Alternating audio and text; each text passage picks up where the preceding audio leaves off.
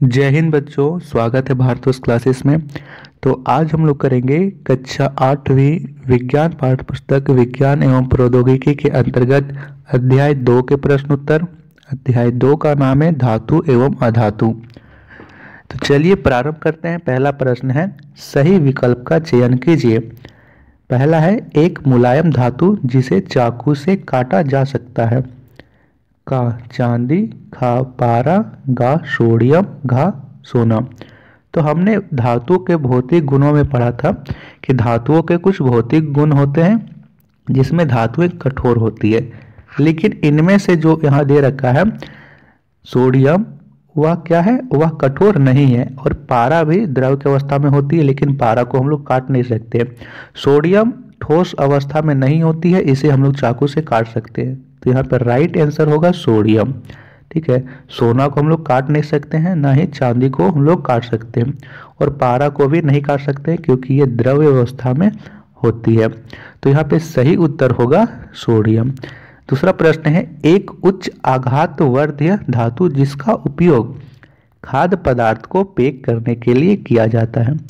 अब यहाँ पे आप लोग ध्यान से देखिए कि यहाँ पे एक उच्च आघातवर्धीय धातु लिखा है। इसका क्या अर्थ हुआ?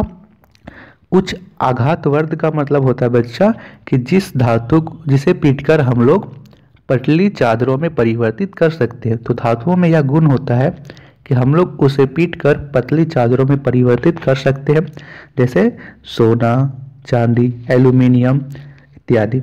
लेकिन यहाँ पे पूरा प्रश्न दे रखा है कि जिसका उपयोग खाद्य पदार्थ को पैक करने में किया जाता है। हम लोग सोना को भी कर सकते हैं पतली चादरों में परिवर्तित, लेकिन सोना का प्रयोग हम लोग खाद्य सामग्री को लपेटने के लिए नहीं करेंगे। यहाँ पे सही उत्तर होगा एल्यूमिनियम। एल्यूमिनियम का प्रयोग हम लोग खाद्य पदार्थ को पैक करने में करते हैं। आगे प्रश्न यह भी है कि हम लोग एल्यूमिनियम की पन्नी का उपयोग खाद्य पदार्थ को लपेटने के लिए क्यों करते हैं। तो पहला उत्तर यहीं पे आपको मिल गया कि यह उच्च आघातवर्धक धातु है। दूसरा इसमें होगा कि यह धातु जल व हवा के साथ अभिक्रिया नहीं करती है, इसमें खाना सुरक्षित रहता है। ठीक है, ये आपको उसमें लिखना होगा। तीसरा प्रश्न है, एक अधातु जिसमें चमक होती है। ठीक है, पहला कोयला, खा आयोडीन, गा सल्फर, घा ब्रोमीन। तो देखिए अधातुओं का गुण होता है कि उसमें चमक नहीं होती है, लेकिन यहाँ पे जो आयोडीन है उसमें चमक होती है। तो यहाँ पे राइट आंसर होगा आयोडीन। ठीक है, इसके बाद दूसरा प्रश्न दे रखा है यहाँ पे बच्चा, खाली स्थान को भरिए। ग्रेफाइट का उपयोग लीड बनाने में किया जाता है, तो पेंसिल की लीड बनाने में ग्रेफाइट का प्रयोग किया जाता है। दूसरा है, क्लोरीन एक धातु है जिसका उपयोग शुद्ध करने में किया जाता है, तो क्लोरीन का उपयोग जल को शुद्ध करने में किया जाता है। आप लोग ये नोट कर लीजिए। बच्चा, आप लोग अभी तक भारतोष क्लासेस को सब्सक्राइब नहीं की हो तो प्लीज़ सब्सक्राइब जरूर कीजिएगा, और साथ ही में नोटिफिकेशन बेल आइकन को ऑन कीजिएगा ताकि आने वाली सभी वीडियो की नोटिफिकेशन मिल सके। वीडियो को लाइक कीजिएगा, टारगेट है 100 लाइक, इसे ज़रूर पूरा कीजिएगा। इसके बाद अगला प्रश्न करते हैं, प्रश्न संख्या 3। तीसरा प्रश्न है, एक धातु जो द्रव अवस्था में होता है। तो हमने प्रश्न संख्या 1 में देखा था कि जो पारा है वो द्रव्य के रूप में होता है, मरकरी जो है वो द्रव्य के रूप में होता है। ठीक है, दूसरा है एक अधातु जो कठोर होता है। अधातुओं का सामान्यतः गुण होता है कि वे भंगुर होती है, लेकिन यहाँ पे जो हीरा है वो कठोर होता है और अत्यंत कठोर होता है। आपसे पूछा जाए कि प्रकृति में पाया जाने वाला सबसे कठोर सबसे कठोर तत्व कौन सा है, तो वह हीरा होगा। ठीक है, और हीरा जो है वह एक अधातु होता है। इसके बाद प्रश्न संख्या 4 है कि बिजली के तार बनाने हेतु तांबे को सबसे उपयुक्त क्यों माना जाता है। पहले आप लोग या खुद से सोचो कि बिजली का तार बनाना है, तो तार का उपयोग किस लिए करते हैं। तार का उपयोग हम लोग विभिन्न कार्यों के लिए करते हैं। तार का उपयोग हम लोग एक उपकरण को दूसरे उपकरण से जोड़ने के लिए करते हैं। हम लोग लाइट जलाने के लिए, पंखा चलाने के लिए, टीवी चलाने के लिए तार का उपयोग करते हैं। तो तार में हमें क्या चाहिए, तार लंबा होना चाहिए, कम सतह में, उसका जो सतह है कम होना चाहिए, लेकिन उसमें विद्युत का प्रवाह आसानी से होना चाहिए। तो यही हम लोग इसका उत्तर में लिखेंगे, तांबा लचीला धातु है। पहली बात तो ये कि तांबा लचीला है, या फिर लिख सकते हो तांबा तन्य धातु है। इसके लंबे लंबे तार खींचे जा सकते हैं। यह विद्युत का सुचालक होता है, इसलिए इसे बिजली का तार बनाने के लिए उपयुक्त माना जाता है। और ऐसा क्यों कि सिर्फ तांबा को हम लोग प्रयोग कर सकते हैं?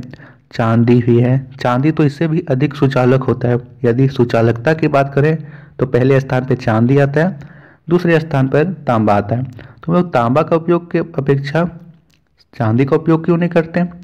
तो लिखेंगे, सोना और चांदी विद्युत के अच्छे चालक होने के साथ ही ऊष्मा के अच्छे चालक हैं। इस कारण सोना और चांदी के तारों में विद्युत शक्ति का ह्रास अधिक होता है, परंतु यह महंगे होते हैं। कारण क्या है कि यह महंगे होते हैं, इसलिए चांदी, सोना एवं एल्यूमिनियम की अपेक्षा तांबे को विद्युत तार के बनाने के लिए उपयुक्त माना जाता है।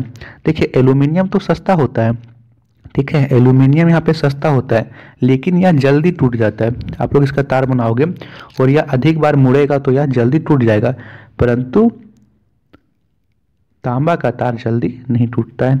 ठीक है, प्रश्न संख्या इसके बाद 5वां है, धातु एवं अधातु के 3 उपयोग लिखिए। तो धातु के उपयोग में लिखेंगे विद्युत तार बनाने में, जैसे तांबा का तार, गहने बनाने में, सोने एवं चांदी के आभूषण, और तीसरा लिखेंगे मकान एवं पुल बनाने में। मकान बनाने के लिए सरिया का उपयोग करते हो, लोहे की छड़ का। उसके बाद पुल बनाने में भी लोहे का प्रयोग किया जाता है। अधातु का उपयोग ऑक्सीजन, पहले तो ऑक्सीजन का उपयोग दहन एवं सजीवों में श्वसन के लिए, हम लोग श्वास लेते हैं ऑक्सीजन से, और दहन, ऑक्सीजन गैस से दहन में सहायता करती है।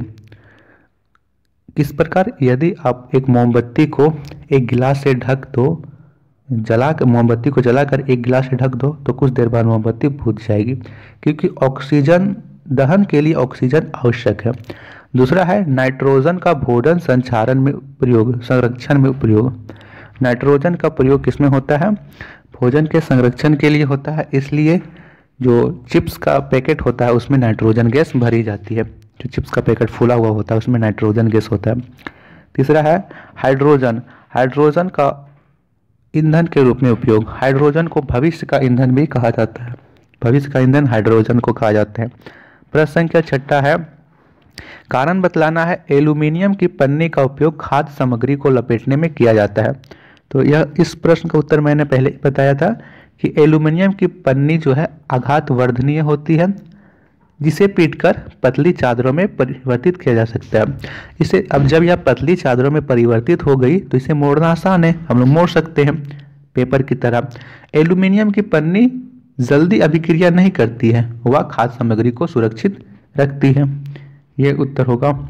इसके बाद इसी का दूसरा प्रश्न है, हमें कारण बतलाना है। इसके दूसरे में सोडियम और पोटेशियम को मिट्टी के तेल में रखा जाता है। पहले आपको खुद से सोचना है, यदि हम लोग सोडियम, देखिए सोडियम को आप लोग ना तो हवा में रख सकते हो ना ही पानी में रख सकते हो, तो कहाँ रखेंगे जी? इसे केरोसिन तेल में डुबाकर रखा जाता है, क्योंकि यह हवा और पानी दोनों के साथ तेजी से अभिक्रिया करता है, वह आग पकड़ लेता है। आप लोग कहीं भी रखोगे तो हवा तो हर जगह विद्यमान है, इसके अलावा आप पानी में रख सकते हो, लेकिन पानी में भी यह अभिक्रिया कर लेता है, इसीलिए इसे मिट्टी के तेल में डुबोकर रखा जाता है।